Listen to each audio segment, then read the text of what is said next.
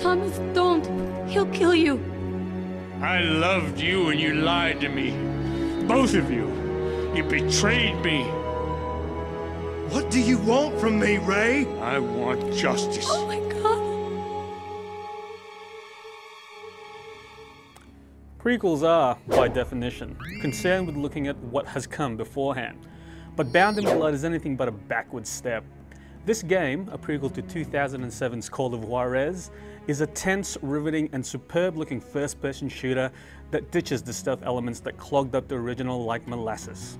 Instead, it focuses on action-packed shootouts and set-piece moments that will make you feel like you've strapped on the 6 shooters and stepped straight into the dusty, violent Wild West.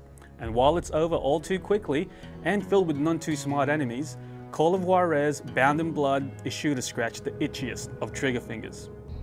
The game's Western theme is presented with aplomb. It showcases an impressive world that bleeds with Wild West iconography.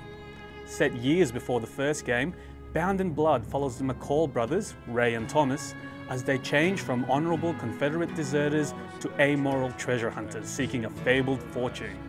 If you played the first game, you know Ray as a religious fire and brimstone preacher, which is a stark contrast to the lustful, greedy, cold-hearted Ray portrayed in Bound in Blood. It's one of the great pleasures of the game to see just how this transformation takes place, and while you probably see the ending from a mile away, it still packs a hefty emotional punch. While Ray is a brutish type, his brother Thomas is more thoughtful, and you'll get to play as both in Bound in Blood. Both characters are action-focused. Ray is more direct. He can dual-wield pistols, throw explosives, break down doors, and walk around with the occasional Gatling gun. Thomas is an expert with a rifle. He's deadly with a bow, can use a lasso to reach high places, and can use knives for silent stealth kills. Ray is all about in-your-face confrontation, rushing in with both guns blazing and blowing up any obstacle. Thomas lets you play a more measured game, using the rifle's long sights to take enemies out from a distance. Each brother also gets his own special attack, called Concentration Mode, which slows down time to allow quick attacks on multiple targets. Apart from a few missions at the start and near the end of the game, you can choose to play as either Ray or Thomas throughout most of Bound in Blood. The two brothers stick close together for most of it, meaning that apart from a few instances where one brother has to take a different path, you'll see and do the same thing, no matter which one you play as. How you play, aggressive as Ray or circumspect as Thomas, is different enough, however, to make it worthwhile to go through the game twice. This is a plus because of the brevity of Bound in Blood's single-player campaign. You'll likely finish it, including all the side missions, in about 7 hours on the first run. However, those 7 hours will be eventful, with gameplay flowing nicely between intense shootouts, large-scale set pieces, and intimate one-on-one gun duels. The available weapons for many Bound in Blood shootouts are fairly limited compared to other shooters, although given the time period, that's hardly surprising. The large set pieces happen with good regularity and include blowing up a Union paddle steamer, riding a raft through rapids while being pursued by angry Native Americans, using a cart-mounted Gatling gun to mow down enemies on horseback, and even fighting your way out of an ancient underground temple as it gets buried in sand.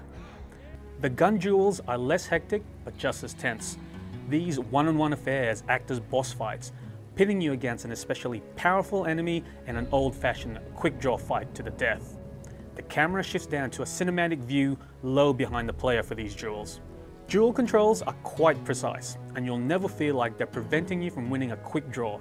It's hard-in-the-mouth stuff most of the time, and you'll probably die plenty of times before you get the timing of a draw just right. Controls are similarly tight across the rest of the game, although Bound in Blood's auto cover system does take some getting used to. Simply pushing up against a wall, rock, tree, or crate puts you into cover mode, and for the console versions of the game, pushing the right stick left, right, up, or down leans your character out. On the PC, you use the mouse, which feels far more natural than the clunkier Xbox 360 and PS3 controls. You probably won't even need to use cover a great deal when playing in the game's default medium difficulty, since it's easy to breeze through. Shooter veterans will want to play on hard difficulty straight off, which makes the enemies more accurate and able to deal more damage.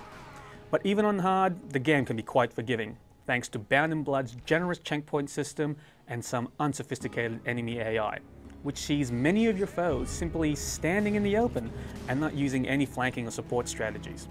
Because of this, it never feels like you're fighting a smart, organized force. Most of the challenge in the later half of the game comes in trying to spot where well-hidden enemies are shooting from. Fortunately, your brother's AI is significantly better. Ray or Thomas are great companions, able to hold their own against most foes and generally lending strong support throughout the entire campaign. The multiplayer is all competitive and can accommodate up to 12 players in 5 different modes across 8 maps. There's some depth thanks to the many character classes available, each with its own particular strengths, weaknesses, and gear. Most of these classes are initially locked, and you'll have to earn money through participating in ranked matches in order to buy them. These modes include your standard deathmatch and team-based VIP modes, and all of the games we played ran smoothly and lag-free. The most fun mode is Wild West Legends, which requires the team to complete a set of objectives across a map. Multiplayer, in fact, is quite strong across the board in Bound in Blood because of its varied modes. Strong gameplay isn't Bound in Blood's only appeal though, because it also boasts some killer visuals. The Wild West looks stunning, and you'll see a variety of realistic environments including ghost towns, open deserts, lush forests, and dusty Mexican villages. There are some great visual effects at play too. Focusing down your gun sights will blur the foreground in favor of what you're aiming at in an impressive depth of field showcase, while your lighting shifts as you move from blazing sunshine into a shadowy cliffside crevasse. Bound in Blood is great to look at, and its visuals are complemented by some outstanding audio. The voice acting is close to pitch perfect, particularly the voices of the brothers McCall. You'll get to know the brothers well as they complain, banter, and curse their way through Bound in Blood. And all of it sounds like it could have been lifted directly from a Hollywood Western. And that film comparison is apt, because this game's strong narrative and high production values make it an almost cinematic experience. Add to that its exciting gameplay, and Call of Juarez Bound in Blood becomes the ideal sequel, one that is an improvement over the original in almost every way.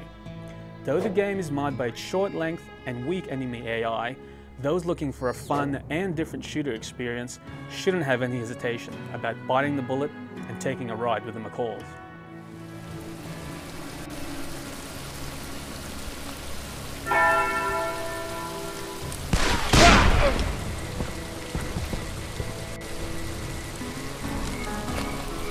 They killed the marshal! They killed